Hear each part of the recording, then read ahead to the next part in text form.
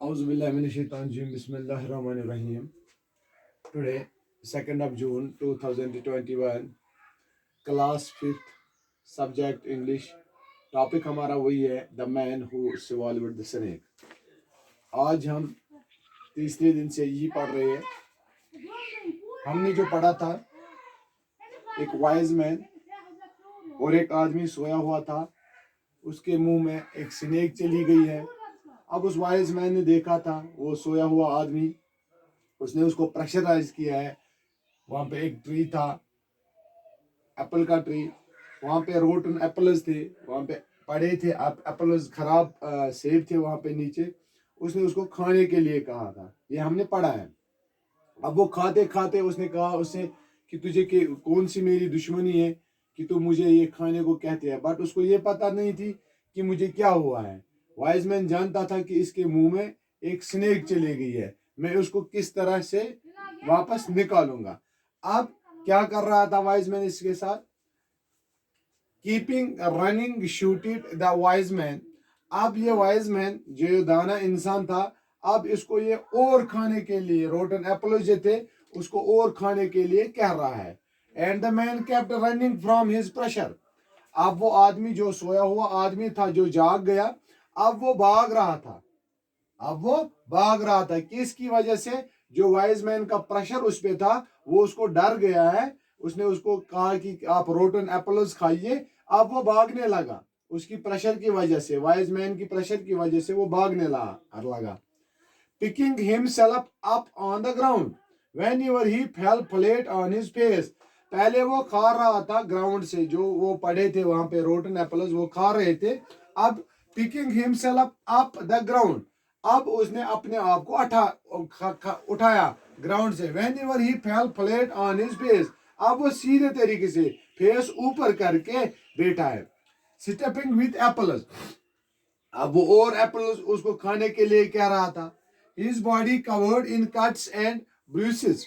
He was chased backwards and forwards.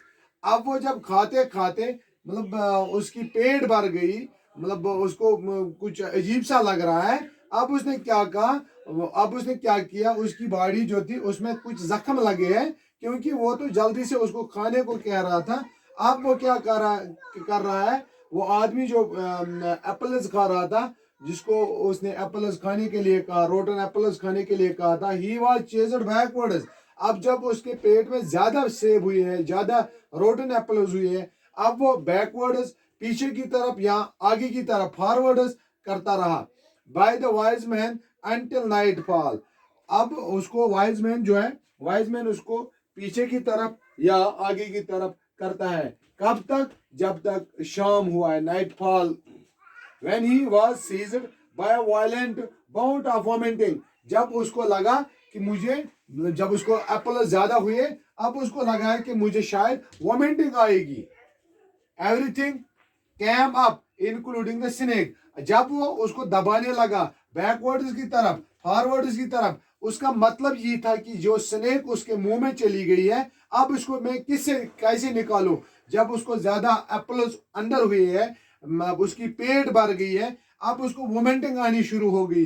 जब उसको वोमेंटिंग आ गई, एवरीथिंग कैम अप, जो उसने भी खाया, जो कुछ भी उसने खाया, अब वो वापस आने लगा, इंक्लूडिंग द स्नेक. इसमें वो जो सांप उसने खाई थी, सांप भी बाहर निकल कर आ गई. बच्चों, यहाँ पे कुछ ऐसे वर्ड्स हैं. शूटेड है, शूटेड किसको कहते हैं? दबाने को.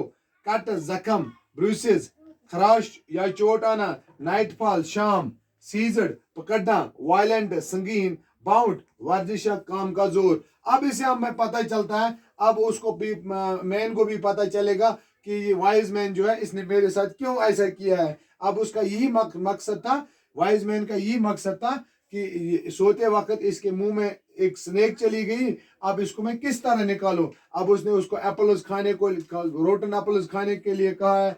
जब तक उसकी पेट भर गई है, अब उसने उसको दबाना शुरू कर दिया है. बट उसको, उस आदमी को यह पता नहीं थी कि मेरे मुंह में स्नेक चली गई है. अब जब उसने ज्यादा खाए हैं, उसको वोमेंटिंग आनी शुरू हो गई है. एवरीथिंग कैम अप, उसके जो कुछ भी उसने खाया है वो बाहर आया, इंक्लूडिंग द स्नेक।